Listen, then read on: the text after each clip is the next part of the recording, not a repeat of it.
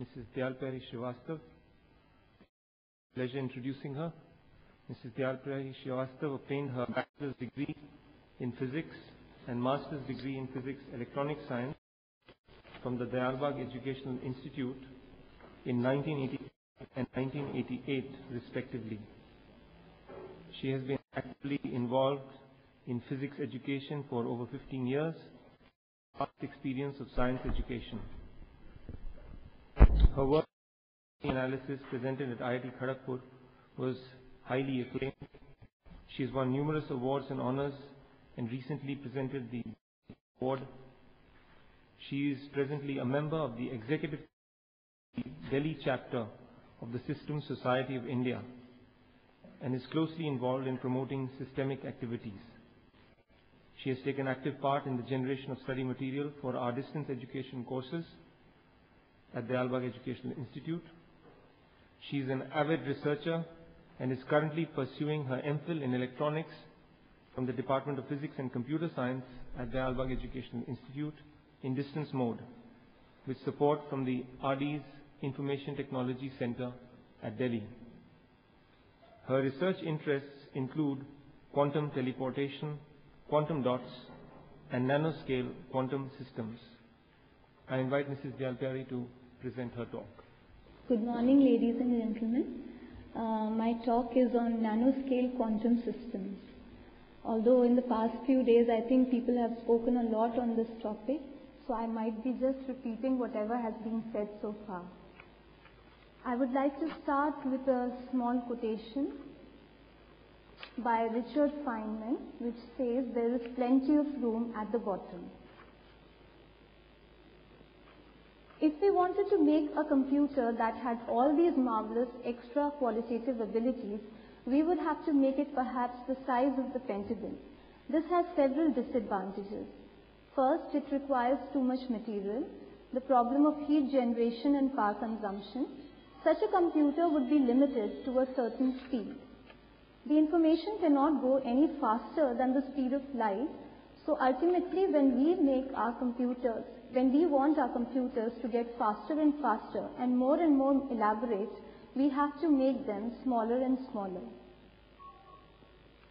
The subtlest dimension as conceived in the state-of-the-art technology of modern world is nanometer technology. However, Planck's length obtained at the beginning of the physical universe is 10 raised to the power minus 35 meter. That is almost 4 times exponentially as subtle as nanotechnology. A nanometer is roughly the length a human nail grows in a second. Now, there are 2 graphs shown over here which tell us about Moore's law, which is nearing a dead end. In the first graph, as you can see, the number of transistors are going on increasing at a rapid rate, and in the second graph we can see the number of electrons which are reducing in number, and soon they will hit the unity mark. This is Shocklay's transistor, which was built at Bell's lab in 1947. And looking at the transistor, we can see how bulky this transistor is. Whereas these days we have integrated circuits which are highly compact, and the integrated circuit was invented independently in 1959 by Jack Kilby and Robert Noyce. In the words of Jack Kilby, what we didn't realize then was that the integrated circuit would reduce the cost of electronic functions by a factor of 1,000,000 to 1. Nothing had ever done that for anything before. An analogy for this would be that if automobile speed had increased similarly over the same period, we could now drive from San Francisco to New York in about 13 seconds. A definition of nanocomputing: the use of the distinct properties of structures on the scale of 100 nanometers or smaller to solve complex mathematical or logical problems or to accomplish any of the tasks that we expect of modern computers is what is known as nanocomputing. One might wonder why we even need to attempt manipulations for computing at such a small size. Why even bother going through the trouble of trying to make computers smaller if there will be problems doing so? So the answer is that this is all done because of the potential it holds for the future.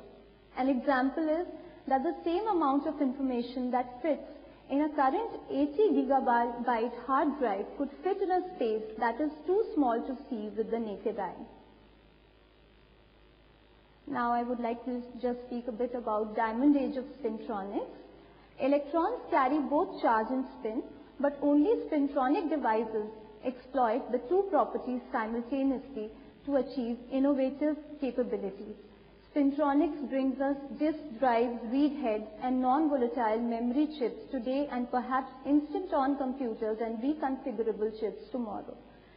Synthetic semiconducting diamond may be the new silicon for a future era of quantum spintronic technology that manipulates single spins, enabling quantum computers and other quantum information devices. Here you can see on the left hand side there are a few gates which have been shown, which are coupled together, and on the right hand side these gates have been replaced by cells, which are a completely new architecture which has emerged today. Carbon nanotubes, as you've already heard a lot about carbon nanotubes, these are formed when a sheet of carbon atoms is rolled up to form molecular atoms or cylinders. And these cylinders have a diameter of about 1 to 20 nanometers, and they have lengths from 100 nanometers to several microns. The graphite forms and strips rolled into tubes are shown in these figures. Then these figures show us the growth of carbon nanotubes by chemical vapor decomposition. This is a computer simulated picture of nanotube transistor, and here you can see the source and the drain, and the nanotube connecting the source to the drain. This is again a picture of a carbon nanotube, which is a three-dimensional model, and again we can see the nanotube connecting the source to the drain. Another promising material about which Professor Kumar had been just speaking a lot, and he told us a lot of valuable things about this, is our silicon nanowires. Since silicon is the popular material inside of computers already, the observation makes replacing bulk silicon channels with silicon nanowires an appealing option.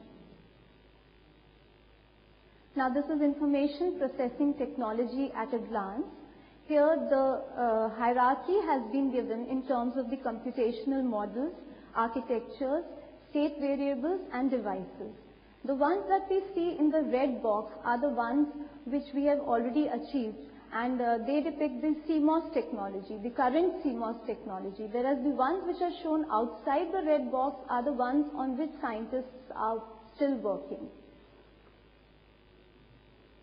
This is a picture showing the emerging technologies, and in this picture we can see the almost the central place has been taken up by the CMOS technology, and quite high above it lies the quantum technology. Then we have others like optical, molecular, etc., which have been depicted in this picture. And this is a three-dimensional plot of the cost versus switching time versus size. Quantum bits or qubits. A qubit can be in a state other than Ket 0 and Ket 1, that is, it can be in a state of superposition of both.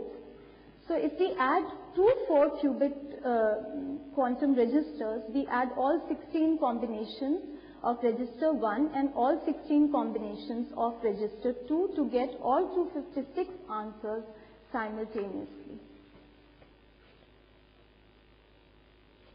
Researchers are taking first steps towards building ultra-powerful computers that use individual atoms to perform calculations. In general, a quantum computer with n qubits can simultaneously manipulate 2 to the power n numbers, a collection of only 300 atoms. Each storing a quantum bit could hold more values than the number of particles in the universe. Now this is a very famous example of the Schrödinger's cat, in which Schrödinger put an everyday macroscopic cat into a metal box along with a vial of cyanide. So when the experiment is started, everything is clear and the cat is alive. And once the box is closed, then the probability of the cat being alive as well as dead is the same. That is, there is an equal probability of the cat being alive as well as dead, as long as the box is closed. But once we open the box, then we are measuring it, and therefore the cat may arise either dead or alive. This is a very interesting picture shown by John Wheeler, and in this picture he has depicted the universe as a self-observing system. And the tail of this picture shows us the early stage of the universe. And these days scientists are trying to find out what happened at the beginning of the universe. And the Giant Hadron Collider is a livid example of this. And through this, the researchers and scientists are trying to find out the various things that happened at the beginning of the universe. Quantum dot cellular automata. QCA is an emerging nanotechnology concept for the realization of a computer built with arrays of nanoscale QCA cells. QCA listed as one of the 6 emerging nanotechnologies with applications in future computers by the International Technology Roadmap for Semiconductors. This is a quantum dot structure, and this photo has been taken at University of Newcastle. This is a quantum dot cellular automata in which you see the quantum dot cell on the left hand side. In the top 2 figures, the quantum dot cell is shown, in which you find that there are 4 quantum dots placed at the vertices of the square. And these, out of these 4 quantum dots, 2 are loaded with electrons. And we can't have electrons in the adjacent cells, because as soon as we try to place them in the adjacent cells, there is a mutual repulsion between the electrons and they automatically take up the diagonal positions as shown in the figure. So the probability of the electrons being in the diagonal in the first figure is +1, and in the second figure it is -1. So in the first figure, the state of the electron is taken as 1, and in the second figure it is taken as 0. So based on QCA, we have a number of circuits which can be built. Like the one that you see below is a majority gate, which has been built on the basis of QCAs. And in this majority gate, there are 3 inputs, A, B, and C. And there is an output, and the output depends on the majority of inputs. That is, if we have a majority of 1s in the input, then we'll have the output as 1, and if there's a majority of 0, then we'll have 0 in the output. So here they've shown, the example that has been shown here takes the majority of 1. Therefore, in the output we get 1 in the majority gate. These are QCA cells lined up, and in this manner we get a QCA wire. The advantage is that here there is no transfer of charge or electrons, but the information from the input is transmitted to the output through this QCA wire. There are some more, these are some more QCA circuits. In the first one, we can see a QCA NOT or inverter gate. And all that matters is the placement of these cells that makes it an inverter or NOT gate. Because in this, if you see the placement, then in the output, the cells have been placed diagonally to the input cells.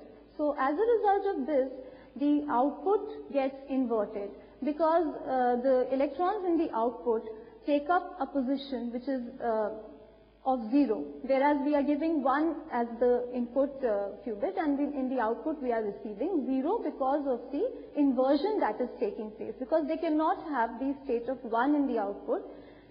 As soon as they are placed in that state, there will be a repulsion and the electrons will automatically take up the state of 0 in the output. Then the other figure that we see on the right hand side is that of a QCA fan out, and here we obtain multiple copies of the same input. These are two circuits again using QCA. The first one shows a QCA AND gate and the second one shows us a QCA OR gate. Now in an AND gate, basically what is done is that one of the inputs is fixed to 0. So when it's fixed to 0, then if either of the two, that is A or B, are 0, then the output that we receive is 0. But only in the condition when both the inputs A and B are 1, we get the output as 1. And the second gate that we see is the AND gate, which has been again realized with the help of QCAs. And in this AND gate, if you see, one of the bits has been fixed to 1. So as a result of this, if either of the two input gates become 1, then the output is 1. Otherwise, if both of them are 0, then only the output is 0. Then we have a QCA inversion chain over here, in which again the placement of the cells has been done in a different manner. Instead of being placed at the vertices, the cells are placed in the center, at the middle of each of these sides. And as a result of this, we get an inversion chain because the electrons automatically switch to the positions as shown in the figure due to the repulsion that takes place between the electrons of two adjacent cells. In the second figure, we see a QCA crossover, and the advantage is that here we don't have to use a jumper which is used in a normal electrical circuit. So QCA finds its implementations in the field of semiconductors and molecular and magnetic materials, but there are certain shortcomings also. Like there are several existing tools and techniques in semiconductors which exist, but it's difficult to operate such devices at room temperature and so on. Now this is a quantum model of a cell array. If you look at this model, then the state is continuously changing from -1 to +1. In a classical, if we would have taken a classical example of the same, then we would have just got the transition of state from -1 to +1 directly. There wouldn't have been any in-between transition that takes place as shown here. And this occurs because there is a probability of having the electron in more than one cell at the same time. Like if you see the second figure, then the electron is present in all the four. It may be present in more amount in one of the cells and lesser amount in the other cell. So this is what is on the basis of a quantum model. So there is a tunneling that occurs between the dots, but there is no tunneling between the cells. The dots that are shown, those four dots, are the ones in between which the tunneling is occurring, but there cannot be a tunneling between the cells. Cell polarization is treated as a continuous variable, and the probability is given as ρ1 plus ρ3 minus ρ2 plus ρ4 divided by the sum of all the rows, that is ρ1, ρ2, ρ3 and ρ4. So P can vary continuously between -1 and +1 as was shown earlier. Quantum state of a cell. Using the two basis states ket phi1 and ket phi2, ket psi is equal to alpha ket phi1 plus beta ket phi2. So psi is a vector of alpha and beta, and using these two components, the cell polarization is given by P equal to mod alpha square minus mod beta square. Now Schrodinger's equation, it is a very famous equation in quantum mechanics, and it is as central to quantum mechanics as are the laws of motion to classical mechanics. And here the equation has been stated as follows. And in this equation, H is the Hamiltonian operator, psi n is the wave function associated with the atom in a stationary state of energy En. The energy En is the eigenvalue associated with the eigenvector ket psi n. The Hamilton function HQP represents the classical energy of the atom when expressed in terms of position q and momentum p coordinates. Schrödinger replaced the momentum variable T by the differential operator h by 2 pi I into del by del Q. The Hamiltonian for each QCA cell is again given as follows. And here gamma is the interdot tunneling energy, Ek is the electrostatic energy cost of two adjacent fully polarized cells having opposite polarizations. If we assume that there is no quantum entanglements between the cells, then the dynamics of the array is simply given by a set of coupled Schrödinger's equations for each cell, which are as follows. Alternative quantum mechanical description to state vector is the coherence vector, and the coherence vector is given by the symbol lambda. For a two-state system, its three real coordinates are sigma x, sigma y, and sigma z. Polarized states in coherence vector form, t is equal to -1 corresponds to lambda equal to 0, 0, plus 1. T equal to +1 corresponds to lambda equal to 0, 0, minus 1. And the third coordinate of lambda equals -p. The dynamical equation of coherence vector is given as d lambda by dt equal to capital gamma into lambda. And where capital gamma is defined as the trace of sigma h, that is the sum of the diagonal elements. And h times the capital gamma is equal to -2 gamma 0 and EKT. Here h is the Planck's constant.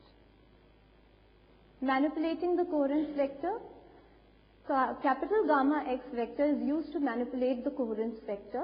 Capital gamma can be set externally by changing the interdot barrier height. So there are two possibilities, either gamma is infinity or gamma is 0. But for physical implementation, we cannot take gamma as infinity, so we take it much greater than Ek. A quantum NOT gate can be realized with the help of QCA, and the transition has been shown here from the state of -1 to +. NOT gate explained with S matrix. Dynamics of state function is given by the time-dependent Schrödinger equation, which is given over here. And here gamma indicates the interdot tunneling and phi is the angle of rotation. The duration t is given by the expression phi divided by the mod of capital gamma. S matrix for a NOT gate. If we try to find out the S matrix for a NOT gate, we get the matrix in the form, initially we write it in the form of cos phi by 2, I sin phi by 2, I sin phi by 2 cos phi by 2, and if we replace phi by pi, then we get the one that we see at the bottom, the S matrix in the form as shown in the bottom.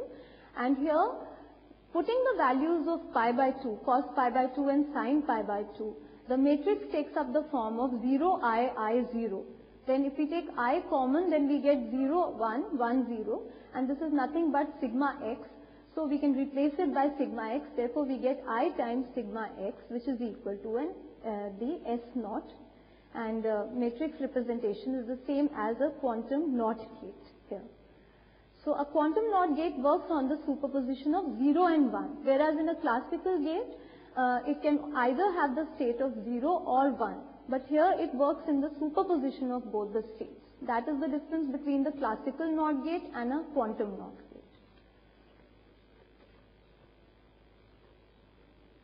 Now Bell states in EPR states have been shown over here. These are the 4 famous Bell states which have been shown here. And above this we see the circuit through which these states can be realized. Spooky action at a distance. If you look at the cube A, then the cube A has 2 states in superposition, 0 and 1. Now, if we measure the state, if we try to measure the state, then it will be either 0 or 1, because it gets locked in one of the states. But if there are 2 such cubes, that is, let's say, as shown in figure B, then if they both are both of them are locked together, That is, they both are having, although they are not connected to each other, yet we see that they are having the same qubits. That is, when we measure the state, then we find that either they both come out as 0 or they come out as 1 because they are entangled. So both the states here are shown as entangled in the second figure. So that's why whenever we make a measurement, they either turn out to be 0 or 1. Now this is quantum entanglement setup used to verify the presence of entangled photons in the system. Quantum teleportation. Well, a lot has been spoken about quantum teleportation, and I think already a lot has been told about quantum teleportation with entanglement over here. And often when we hear the word teleportation, the first thing that occurs to us is a science fiction movie in which probably somebody gets into a time machine and the person is teleported from one place to another.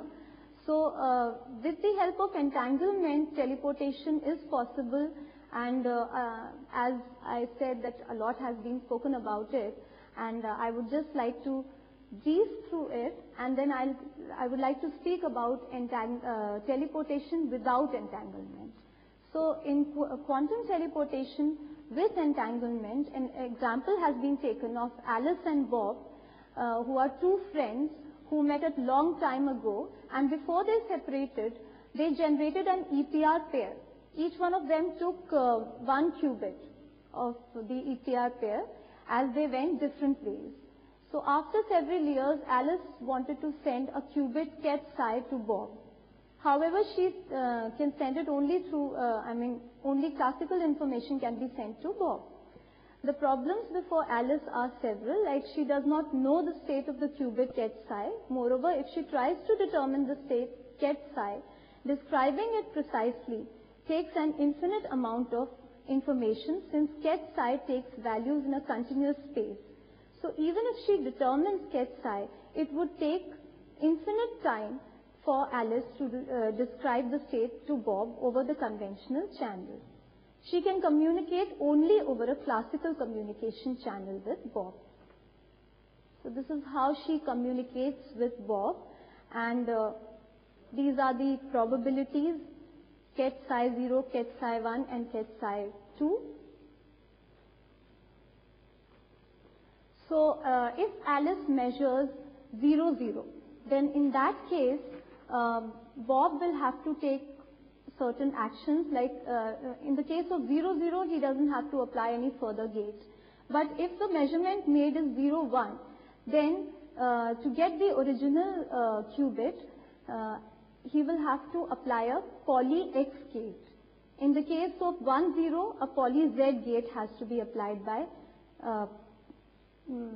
Bob.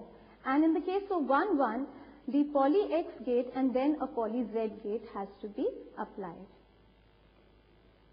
So certain interesting facts about quantum teleportation are that it has faster than light transfer of quantum information.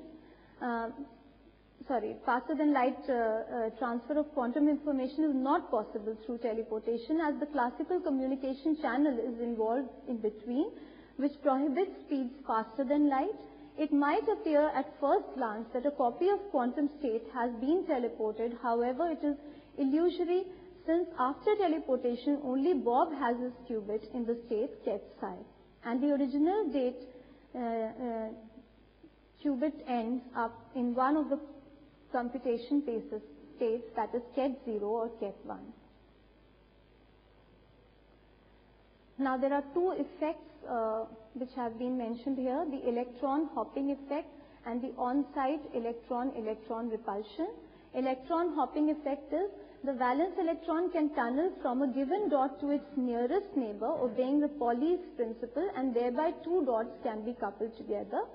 And on-site electron-electron repulsion, there is on-site electron-electron repulsion also, where in this equation, as shown in the equation, where P stands for the electron hopping parameter, U is the Coulomb repulsion parameter for electrons on the same site, I and J are the neighboring site numbers, And Ci sigma and Cj sigma are the creation and annihilation operators.